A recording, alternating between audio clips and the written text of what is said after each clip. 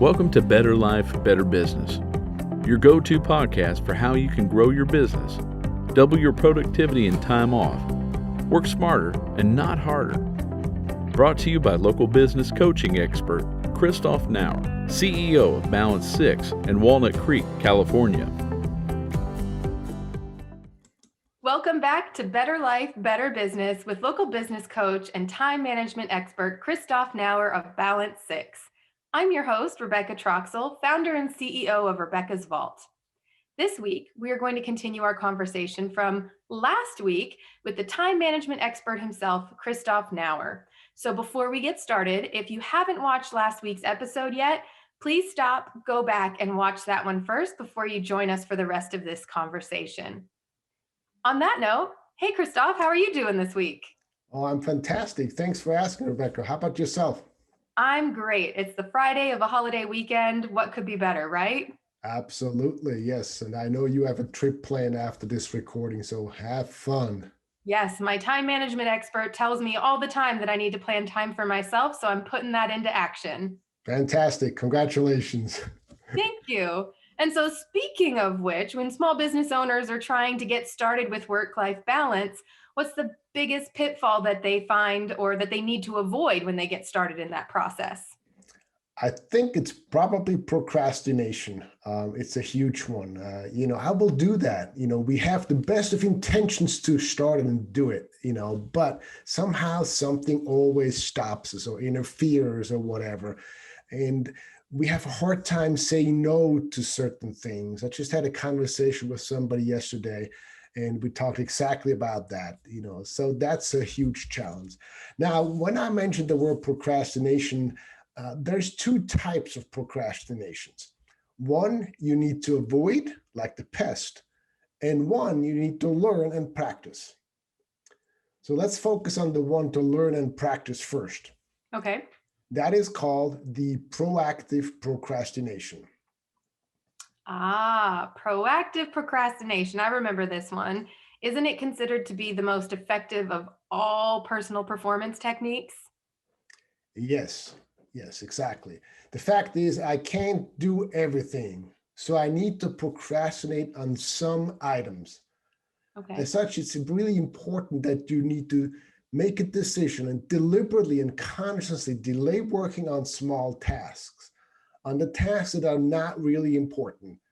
You need to put those off and don't worry about the less important items and do the most important one, the critical ones first. If you're a faithful listener, you've heard me talk about this a lot before. This is really a focus on eating that frog, taking care of the most important items first and procrastinating on the ones that are not important. Instead of what most of us do, we procrastinate the ones that are important. Right. We all procrastinate sometimes. I'm saying I have a master's degree in procrastination. The difference between high and low performers is determined by what they procrastinate on, which is absolutely critical. So we need to procrastinate on low value tasks. Here you can ask yourself, what are your low value tasks? Look at everything you do day in and day out and write it all down. Make a list. You'd be surprised to see the long list of everything you do. And remember, self-care is not a low value item, despite the message you're getting from our society. I know all of the faithful listeners have heard me say this over and over again, and I will not stop saying that. Good. So now look at these tasks that need to get done and ask, who could do what? Can you outsource something, delegate, or eliminate? And most of all, what can wait? What can you procrastinate on? What is it not that important? If it doesn't get done, it does not have significant effects or consequences. So ask yourself, what can you not procrastinate on? Okay, so that's the big distinction here, is to figure out what it is that can wait and what you actually can procrastinate on and what not. And once again, let me repeat, self-care and work-life balance fall into the category of the ones that you cannot procrastinate on. Right. Here's a direct quote from my mentor, Brian Tracy. You can get your time and life under control only to the degree to which you discontinue lower value activities. And one of the most important words a business owner has to learn is the word no, right? Once again, isn't this something we've talked about before? Maybe once or twice. Right, exactly. And then, so most people have heard of Warren Buffett, okay? Sure. He's pretty famous. And when he was asked what his secret of success was, he puts it this way. He says, simple. I just say no to everything that is not absolutely vital to me at this moment. And that's so hard for a lot of us, right? Definitely for me. Yeah, and you're not alone. I mean, hey, I know that too, because we want to help people. We want to be there for them. We want to take care of them. And sometimes too, we are afraid of, what would that person think if I say no? You know, do they go with somebody else and then I lose business? And, all those questions cruise around in our minds, right? Mm-hmm. So if you currently have a very hard time saying no, first of all, I highly recommend that you start practicing that. And you can say no graciously, but firmly. So avoid to agree to something against your will, and against your will, unless you have plenty of spare time. However, I believe if you listen to this podcast, you probably don't fall into the category of having plenty of spare time, right? Right. So to make this step a little bit easier, you can ask for time. Yes. And this little nugget actually has made one of my clients more money than my coaching fee. He actually shared that with me. It's certainly been helpful to me. That was a huge golden nugget right there when you introduced me to this. Good. I'm glad to hear that. And so just to give you an example, okay, so somebody, instead of saying yes right away, there's a possibility of saying, let me check my calendar and get back to you. Bye. And then give them a date or a time and say, 24 hours, tomorrow, whatever it is. And then be sure you do what you promise, okay? So don't say I get back to you tomorrow and then don't. Yeah. Because you obviously, if you do that, you lose credibility big time. And credibility is something that we have to work hard to gain, and it's really easily lost, okay? Yeah. And I like the tip of asking for time, because what I've seen that it's done for me is when, like, if you asked me for something and I said, let me get back to you in an hour, even just giving myself that hour to think about it, I look at my calendar and I go, no, I really don't have time to do that 15-minute task, even though it seems like nothing. And if I said yes to every 15-minute thing, my whole day would be nothing but meaningless stuff. So giving myself that time allows me to really think through it instead of just following my instinct to want to be helpful. So it's been very, very helpful. I suggest everybody start with asking for time instead of an outright no. Yeah, thank you. You put it perfectly. It allows you to make an informed decision. For sure. You can really look at what's going on in your business, on your life, and see, can I accommodate this person at this point with the parameters given?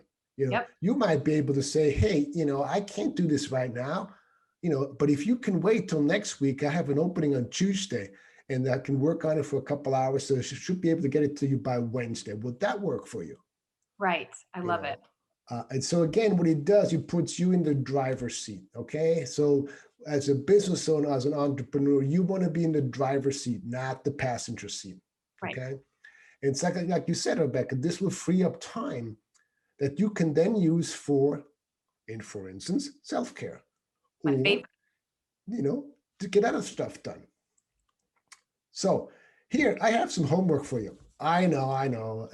People don't like the word homework. All right. So let's call them practices. My motto is what we learn, we practice, what we practice, we become. So practice to identify low-value activities. How much time do you spend on them? Which ones can you delegate? and which ones can you altogether eliminate. Then spend the time you gain on activities that recharge your batteries. And if you do that, if you start practicing that, you will see an incredible change in not only in your personal life and health and well-being, but also in your business.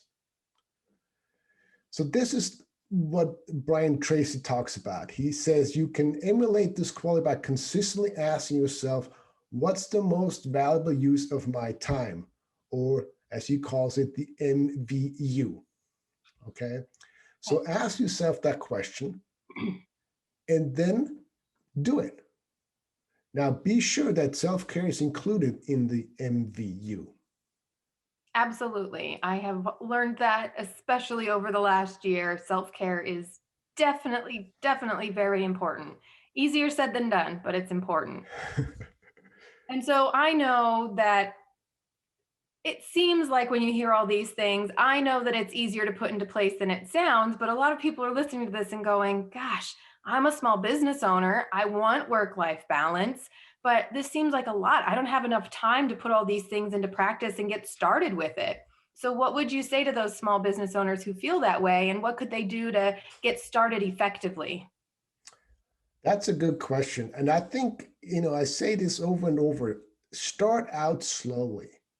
You know the saying, how do you eat an elephant? One One bite bite at a at time, a time. right? So if you're currently not doing anything at all, so there's nothing on your schedule for yourself, maybe you can identify 3 items that you would love to have part of your life. It would just make a huge difference if you could finally incorporate that back into your life. It will recharge your batteries and just make a huge difference. Yeah. If you could do it on a regular basis. And these items are different for each person. Some examples that I've heard from clients are writing, journaling, calling a friend, taking a walk, listening to music, watching comedy, swimming, reading, whatever it is. I don't know what it is, but you do, dear listeners. So do that. And then you can write these little items on a sticky note and post them somewhere where you are several times every day. So for instance, the bathroom mirror, the microwave, the refrigerator, your computer screen. So that way you can't miss it. It's in your face as a reminder. And then it has to be on this little item, this little gadget here. I was going to say, put it in your phone. That's right, with a little alert, like Rebecca does to remind her of her Zen time. But I was just thinking about, Christoph. That was the very first little tidbit that you recommended for me to get started with that, was to set aside 30 minutes at the end of each day. I was in a very high pressured sales position at the time, and I tell everybody my Zen time is where I turn off crazy work, Rebecca, and become nice, pleasant home, Rebecca. And it's very, very vital to my mental health and my family's mental health that I give myself that 30 minutes every day. I turn my phone off. I usually listen to music. Occasionally I have a glass of wine, and everybody leaves me alone from 5:30 to 6 o'clock every single day. And I recharge my batteries. Yes, and I know you've shared with me how important that has been for you personally, for you and Kyle, for your business, for everything you do, because you have such a lot of stuff going on in your life. Just a little bit.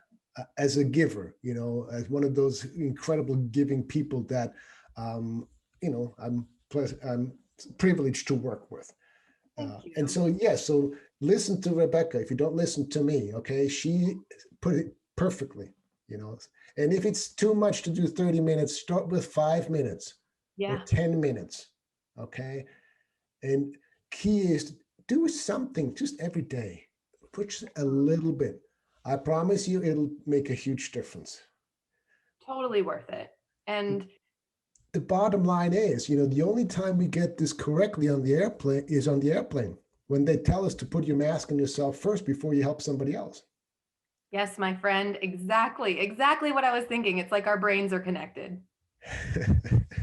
I think so by now, right? We've been doing this for a while. For a little bit. Well, you know what? All of those things are great ways to spend your time, good investments in time. But what I want to ask you about now is time wasters. What would you say is the number one time waster small business owners need to avoid to have work-life balance? So we talked about what they need to do. Now, what do you need to avoid doing to not waste time? That's a very good question. And unfortunately, there's lots of time wasters, and each person is different and struggles with different ones. So True. to figure out one of them by itself is really hard. Fair But enough. avoiding these things that waste time is one of the most critical actions that you can take. So, in my experience, some of the worst time wasters are meetings, interruptions, social media, email, phone, poor or inadequate communication, Totally. not having any systems or structures in place, lack of planning. We did a whole podcast on just that. Yep. You may remembering 1 minute of planning can save you up to 10 minutes in execution. Totally. Then the D in our prioritizing process, not delegating or not delegating enough. And then what we already talked about, the inability to say no, perfectionism, and of course, lack of self-discipline. I know that word doesn't sit well with most people, but the bottom line is, folks, that's true, and I'm guilty, as many of you who listen to this as well. There's times when I just don't have the discipline to do it, and I blow it off, and that's just that. What? And, You're not perfect? yeah, right. And there's consequences for doing that. And what I can give you an example. For instance, I've started to be pretty rigorous with my morning routine. Meditation, and then 20 minutes on my stationary bike. And I'm quite, I've been doing pretty well with that because I'm more disciplined in the morning. Now, in the evening, that's a whole different ball game. Okay. So, folks, it just is what it is, and we are human.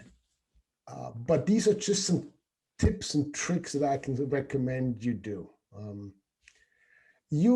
As you listen to this, you may have other time wasters that you experience. So the key is that you start making a list of those that you experience that apply to you, and then make a promise to yourself.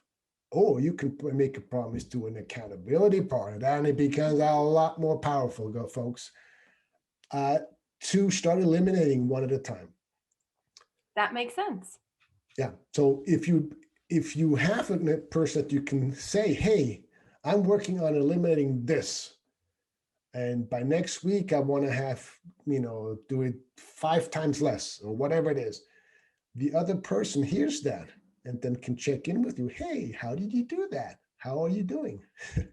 And it becomes more powerful this way. It's actually a very fair point. I think a lot of us, especially women who are business owners, we're so used to taking care of others that we forget that it's okay for us to ask other people to help us out. And at your suggestion, I found something that I enjoy greatly that I don't do nearly enough, which is take a nice little soak with a bath bomb in a tub. And I got in the habit of doing that on Sunday nights to the point where now I don't even have to ask for help, but my husband cleans the bathtub out for me every Sunday evening, like clockwork. So I can go like the little germaphobe I am and sit in my brand new sparkling clean bathtub to take my evening soak. So it's okay to ask for others around you, not just for accountability, but for help and support. Hey, I want to do this. Can you help make sure that I do that so I'm taking care of myself? And we need to remember that. Yes, you're absolutely right. And I always say, if you don't ask, the answer is always no. Exactly. Yep. Speaking of mistakes and not asking for help when we need it, what would you say is the number one mistake that small business owners make with work-life balance? I would say not making it a top priority, or as we said earlier, procrastinating on it, saying they don't have time. We all have the same amount of time. It's up to us how we use it and what we allocate and how we prioritize. It really is up to us. And the thing is, if you don't take care of yourself, nobody else will. And if you're stressed out and worn out and exhausted and overwhelmed, it affects everything around you, your loved ones, your business, your health, everything. So that requires a change of mindset, okay? Giving yourself permission to do that, not waiting for others to give you permission. I have to give myself permission to do that. Lots of people feel guilty or not worthy. A client of mine actually said to me, "Oh, thank you so much for giving me permission to put myself first." Wow. Important enough to take care of myself. Yes, I am important enough. Yes, I deserve it. Absolutely. And we need it. Because putting ourselves last is not really selfish. It's actually selfless.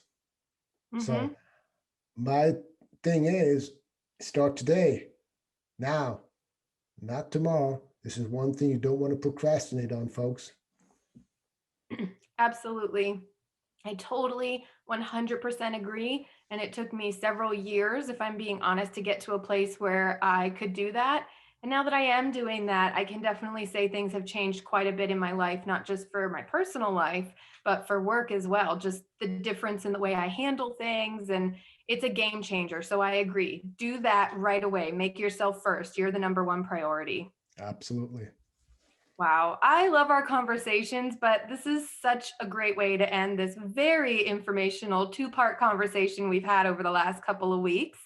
I also know that there may be viewers out there that are pumped and ready to get started, but maybe they need some guidance in getting a game plan in place. Or if that is the case for you, or you know someone like that, make sure that you go check out Christoph's website, balance6.biz.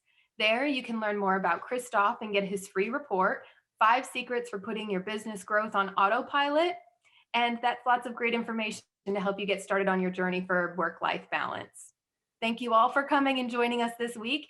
And as always, stay focused on your goals and prioritizing so you can have a better life and a better business. This week's episode of Better Life, Better Business is brought to you by CA&C Video Productions. Since 1985, CA&C Video has been providing live streaming, event production, and analog to digital transfer services. They capture those life-changing moments, preserving your history for current and future generations. Because your history matters. Visit their website at cacvideo.com. Thank you so much for your sponsorship. That's all for now. Thanks for listening to another episode of Better Life, Better Business with business and time management coach Christoph Nauer with Balance 6, the leading business and time management company in Northern California. Visit them at balance6.biz.